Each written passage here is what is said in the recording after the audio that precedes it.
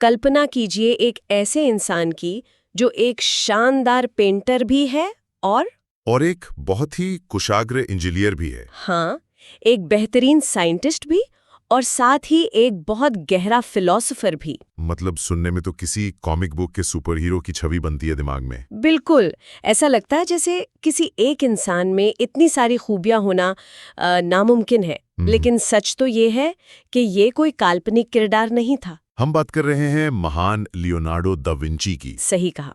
और इतिहास के पन्नों में सिर्फ दा विंची ही नहीं, ऐसे कई असाधारण लोग हुए हैं जिन्होंने, मेरा मतलब है जिन्होंने एक नहीं बल्कि कई अलग अलग क्षेत्रों में अपनी धाक जमाई है। और आज की इस गहन चर्चा का जो आधार है वो एक बेहद दिलचस्प किताब है। हाँ, पीटर बर्ग की किताब the Polymath, a cultural history from Leonardo da Vinci to Susan Sontag. बहुत ही शानदार किताब है ये।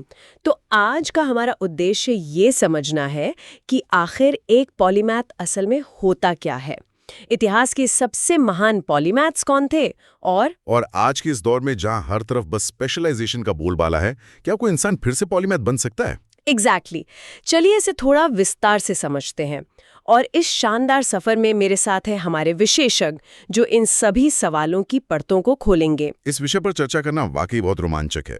देखिए, जब हम पीटर बर्ग की किताब पर नजर डालते हैं तो सबसे पहला और बुनियादी सवाल यही उठता है कि पॉलीमैथ की सही परिभाषा क्या है ना? हाँ, अक्सर हम रोजमर्रा की जिंदगी में ऐसे लोगों के लिए जैक ऑफ ऑल ट्रेड्स मुहावरे का इस्तेमाल कर लेते हैं। जिसका मतलब है वो इंसान जिसे बहुत सी चीजों का थोड़ा थोड़ा ज्ञान तो हो पर किसी एक में महारत ना हो।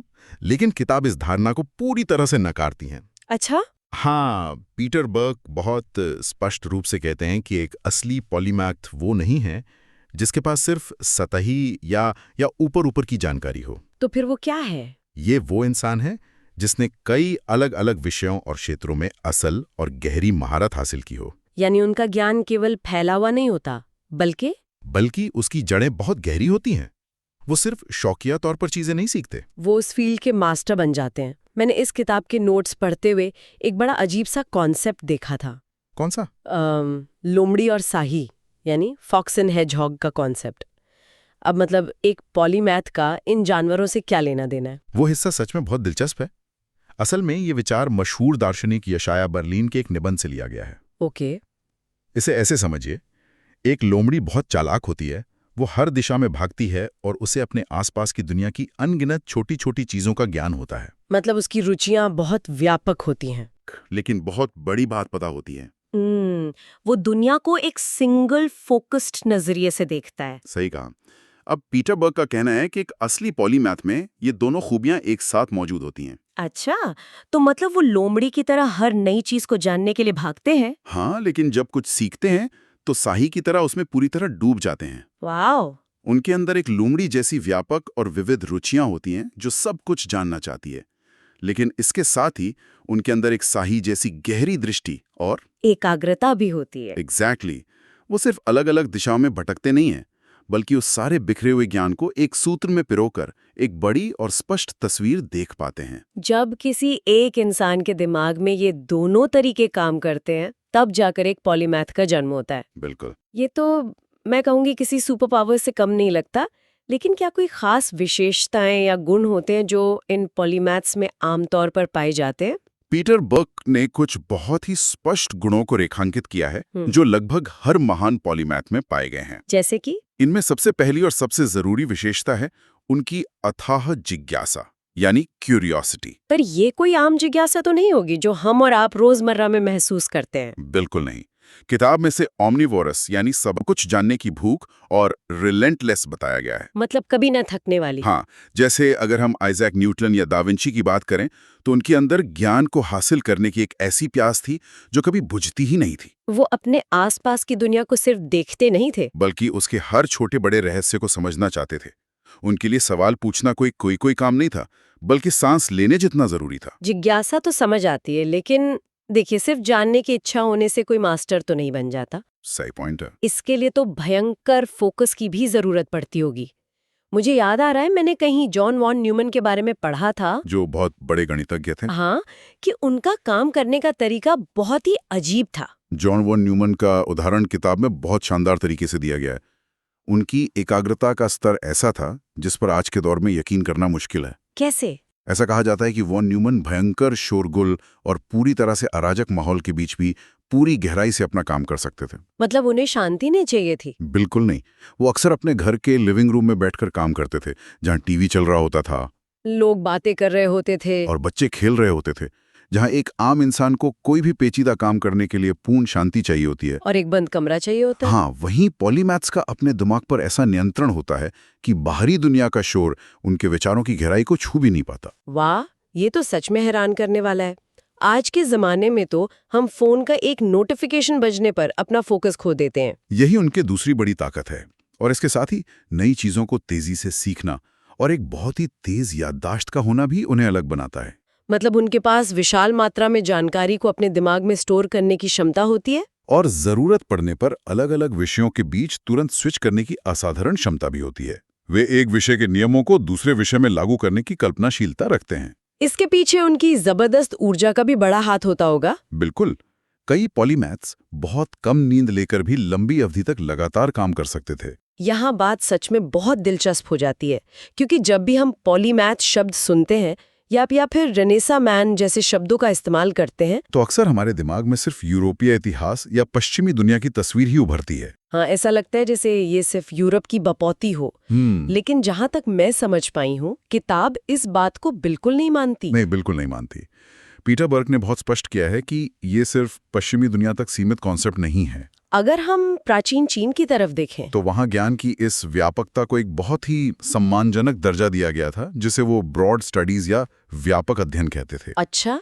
वहाँ के विद्वानों से ये उम्मीद की जाती थी कि वे एक ही समय में बेहतरीन कविता लिख सकें, सरकारी प्रशासन को संभाल सकें, विज्ञान के नियमों को समझें और साथ ही दर्शन शास्त्र में भी पारंगत हों। तो मतलब एक ही इंसान से एडमिनिस्ट्रेटर, कवि और साइंटिस्ट होने की उम्मीद की जाती थी। और अगर हम थोड़ा और आगे आएं, जैसे इस्लामिक गोल्डन एज की बात करें। हाँ, वहाँ भी तो ऐसे कई नाम हैं जिन्होंने पूरी दुनिया के विज्ञान की नींव रखी। इस्लामिक गोल्डन एज तो पॉलीमैथ्स का एक बहुत बड़ा केंद्र था। वहाँ हमें ऐसे दिग्गज मिलते हैं जिन्होंने सच में पूरी दुनिया के ज्ञान को नई दिशा दी। अल-किंदी और इब्न सीना का नाम इसमें सबसे ऊपर आता है। इब्न सीना, जिन्हें पश्चिमी दुनिया में एविसेना के नाम से भी जाना जाता है। हाँ, उनका काम सच में दिमाग को हिला देने वाला है। एक तरफ उन्होंने फिलॉसफी की गहराइयों को छुआ और दूसरी तरफ मेडिसिन या चिकित्सा के क्षेत्र में ऐसी किताबें लिखीं जो सदियों तक यूरोप और एशिया के मेडिकल स्कूलों में पढ़ाई जाती रहीं, सबसे मुख्य टेक्स्ट बुक के तौर पर। ये सोचना भी कितना अजीब लगता है कि जो इंसान बैठकर जीवन के अर्थ और दर्शन पर किताबें लिख रहा है, वही इंसान के शरीर की चीरफाड़ और बीमारियों के इलाज पर भी दुनिया की सबसे बेहतरीन किताब लिख रहा है। यही तो पॉलीमैथ होने का असली मतलब है। उनके लिए ज्ञान के बीच कोई दीवार नहीं थी। अलग अलग सभ्यताओं ने इस व्यापक ज्ञान को सराहा है। और अगर हम उस दौर में आए जिसे इतिहास में रेनेसा या पुनर्जागरण कहा जाता है, 1400 से 1600 ईस्वी के बीच का समय, तब तो मानो यूरोप में क्रांति ही आ गई थी। हाँ, वो रेनेसा मैन का युग। इसी दौर में वो महान फिलिपो ब्रूनेलेस्ची हुए थे ना? बिल्कुल, जिन्होंने फ्लोरेंस शहर के उस मशहूर कैथीड्रल का गुंबद बनाया था। वो एक आर्किटेक्ट भी थे, गणितज्ञ भी, आविष्कारक भी और कलाकार भी। और जाहिर है लियोनार्डो दा विंची भी उसी माहौल की देन थे। क्या उस समय लोगों के लिए एक साथ कई फील्ड्स में काम करना आज के मुकाबले ज्यादा आसान था? एक तरह से हाँ। उस समय अलग अलग विषयों के बीच की जो लकीरें या दीवारें थीं, वो बहुत कमजोर थी, या यूं कहें कि थी ही नहीं। आज की तरह साइंस, आर्ट्स और कॉमर्स के अलग अलग डिपार्टमेंट्स नहीं हुआ करते थे। सही कहा। एक आर्टिस्ट के लिए ह्यूमन एनाटॉमी पढ़ना उतना ही जरूरी था जितना पेंट ब्रश चलाना। इसलिए एक इंसान के लिए कला और विज्ञान दोनों में महारत हासिल करना ज्यादा स्वाभाविक माना जाता था। और जैसे जैसे हम इतिहास में आगे बढ़ते हैं 18वीं और 19वीं सदी की तरफ, तो चीजें कैसे बदलती हैं? क्या तब भी ऐसे लोग थे? बिल्कुल थे, लेकिन उनका स्वरूप थोड़ा बदल गया था। किताब में इस दौर को मैन ऑफ लेटर्स का युग कहा गया है। मैन ऑफ लेटर्स, ये वो समय था जब यूरोप और अमेरिका में पॉलीमैथ्स के समूह उभरने लगे। बेंजामिन फ्रैंकलिन इसका एक क्लासिक उदाहरण है। वो एक तरफ अमेरिका की राजनीति और संविधान को आकार दे रहे थे, तो दूसरी तरफ अपने खाली समय में भौतिकी और बिजली के अध्ययन में ऐसे क्रांतिकारी प्रयोग कर रहे थे जिन्होंने विज्ञान को बदल दिया। और अगर मैं गलत नहीं हूं तो चार्ल्स डार्विन का नाम भी इस लिस्ट में बहुत प्रमुखता से आता है। हाँ बिल्कुल। पर डार्विन को लेकर मुझे हमेशा लगता था कि वो तो बस बायोलॉजी और इवोल्यूशन वाले इंसान है। यही तो सबसे बड़ी गलतफहमी है। हम उन्हें सिर्फ थ्योरी ऑफ एवोल्यूशन के लिए जानते हैं। तो वो और क्या कर रहे थे? असल में वो एक साथ ज़ूलॉजी, बॉटनी, जियोलॉजी, पैलियोंटोलॉजी और फिलॉसफी पर बहुत गहराई से काम कर रहे थे। वाओ! जब वो अपनी मशहूर यात्रा पर निकले तो वो सिर्फ जानवरों को नहीं देख रहे थे, वो पहाड़ों की बनावट और चट्टानों की उम्र भी पढ़ रहे थे। इसी तरह कार्ल मार्क्स को ले लीजिए, उनका काम सिर्फ राजनीति या अर्थशास्त्र तक सीमित नहीं है। बिल्कुल, वो फिलॉसफी, इतिहास और समाजशास्त्र के बीच एक बहुत मजबूत पुल बनाता है। अच्छा, तो ये वो लोग थे जो दुनिया को बदल रहे थे। पर किताब में शायद इन पॉलीमैथ्स को दो अलग-अलग कैटेगरीज में भी बांटा गया है। एक्टिव और पैसिव पॉलीमैथ्स। हाँ, इसका क्या मतलब है? क्या कुछ पॉलीमैथ्स सिर्फ जानकारी जमा करते हैं और कुछ नया नहीं बनाते? ये पीटर बर्ग का एक बहुत ही दिलचस्प वर्गीकरण है। एक्टिव पॉलीमैथ्स वो हैं जिनके बारे में हमने अभी बात की, जैसे डार्विन या फ्रैंकलिन, जो कई अलग-अलग क्षेत्रों में नए शोध करते हैं और अपना ओरिजिनल कंट्रीब्यूशन देते हैं। वो नई चीजें खोजते हैं। लेकिन पैसिव पॉलीमैथ्स वो हैं जो शायद लैब में जाकर कोई नया वैज्ञानिक आविष्कार न करें, लेकिन वे ज्ञान के विशाल भंडार को एक साथ समेटने, पढ़ने और उसे समझने की अविश्वसनीय क्षमता रखते हैं। बिल्कुल, जैसे कोई चलती फिरती इंसाइक्लोपीडिया हो। हाँ, एल्डस हक्सले या जॉर्ज लुइस बोर्जेस जैसे महान लेखक इसी श्रेणी में आते हैं।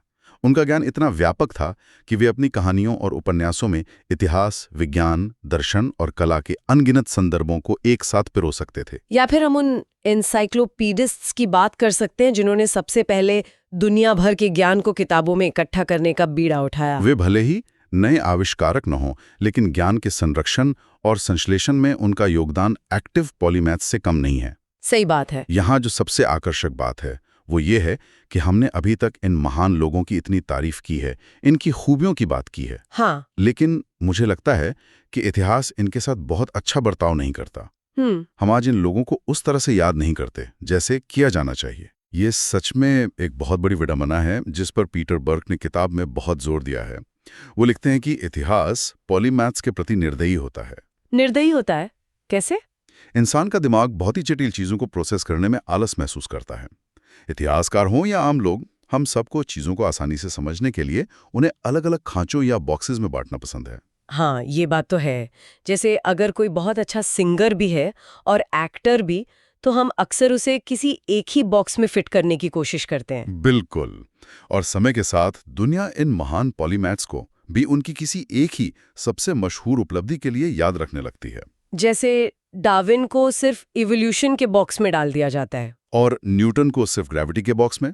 उनका बाकी का विशाल ज्ञान, उनका अलग अलग क्षेत्रों में किया गया संघर्ष और उनका बाकी योगदान अक्सर इतिहास की किताबों के फुटनोट्स में कहीं खो जाता है। दुनिया उनकी पूरी तस्वीर देखने के बजाय उन्हें बस एक छोटे से चश्मे से देखने लगती है। और शायद सिर्फ इतिहास ही निर्दयी नहीं होता, बल्कि खुद उनका अपना दिमाग भी उनके लिए कई बार परेशानी का सबब बन जाता है। हाँ, इस किताब में एक बड़े अजीब से सिंड्रोम का जिक्र है, लियोनार्डो सिंड्रोम। ये नाम सुनते ही अंदाजा लग जाता है कि ये सीधे तौर पर दा विंची से जुड़ा हुआ है। ये शायद इस किताब का सबसे दिलचस्प मनोवैज्ञानिक पहलू लगा मुझे।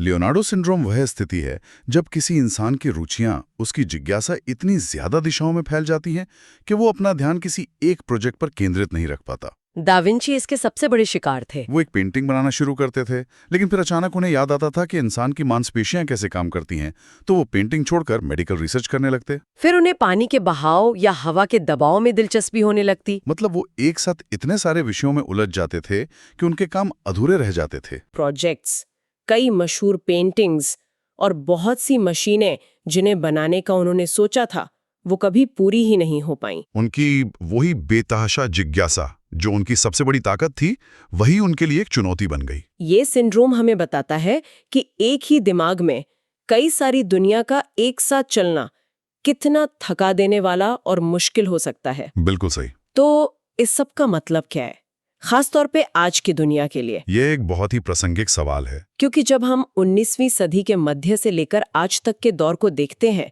तो हालात पूरी तरह बदल चुके हैं। आज के इस हाइपर स्पेशलाइज्ड दौर में जहां हर कंपनी और हर यूनिवर्सिटी सिर्फ स्पेशलिस्ट ढूंढ रही हैं, क्या वहां पॉलीमैथ्स के लिए कोई जगह बची भी है? ये आज के समय का सबसे अहम सवाल है।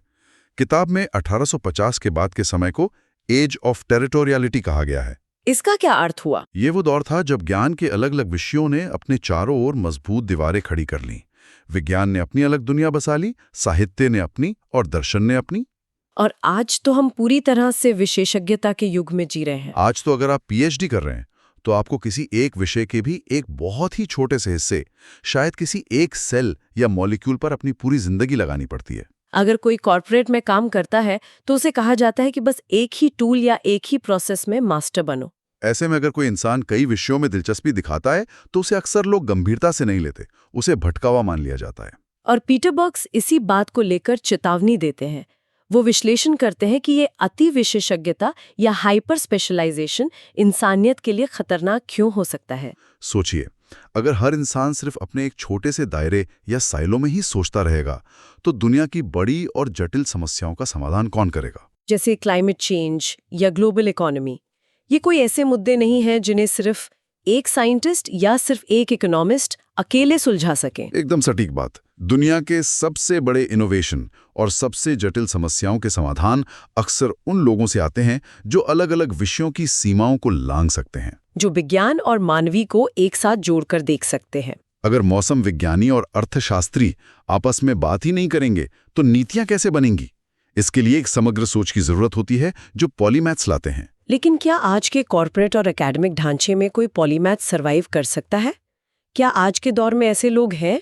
वो हैं, बस उनका काम करने का तरीका थोड़ा बदल गया है। कैसे? आज कोई भी एक इंसान दुनिया का सारा ज्ञान अकेले अपने दिमाग में नहीं रख सकता, क्योंकि ज्ञान बहुत ज्यादा बढ़ गया है। ये तो है। इसलिए आज के जो आधुनिक पॉलीमैथ्स हैं वो कल्चरल नेटवर्क्स और संयोग के जरिए काम करते हैं।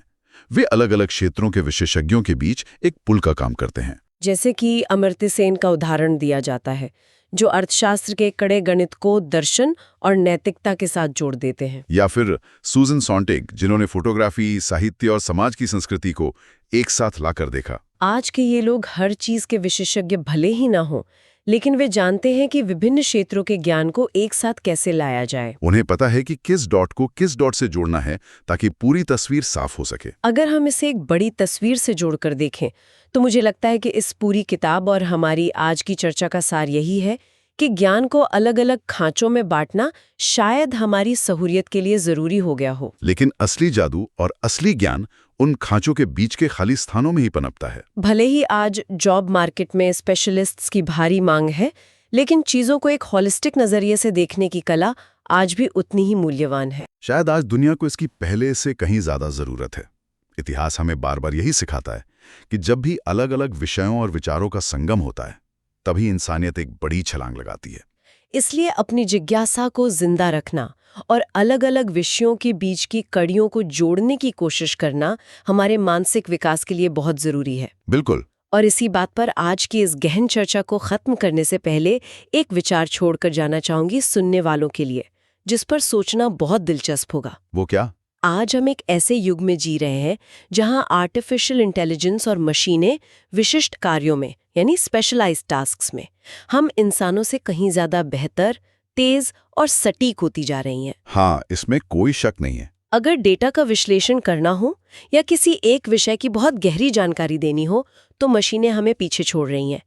एआई तो अपने आप में दुनिया का सबसे बड़ा स्पेशलिस्ट बन गया है। ये तो बिल्कुल सच है। तो ऐसे में सवाल ये उठता है कि क्या भविष्य में हम इंसानों की असली ताकत उनका स्पेशलिस्ट होना नहीं, बल्कि एक पॉलीमैथ की तरह अलग अलग विषयों की कड़ियों को जोड़ना होगा? ये बहुत ही गहरा सवाल है। इंसान की कल्पनाशीलता, उसका दर्शन को विज्ञान से जोड़ने का तरीका और वो बड़ी तस्वीर देखने की क्षमता, क्या यही वो चीजें होंगी जो हमें मशीनों से अलग करेंगी? शायद भविष्य उन लोगों का होगा जो एक साही की तरह गहराई में भी जा सकते हैं और एक लोमड़ी की तरह अलग अलग दुनियाओं की सैर भी कर सकते हैं। सुनने वालों को इस विचार पर जरूर गौर करना चाहिए।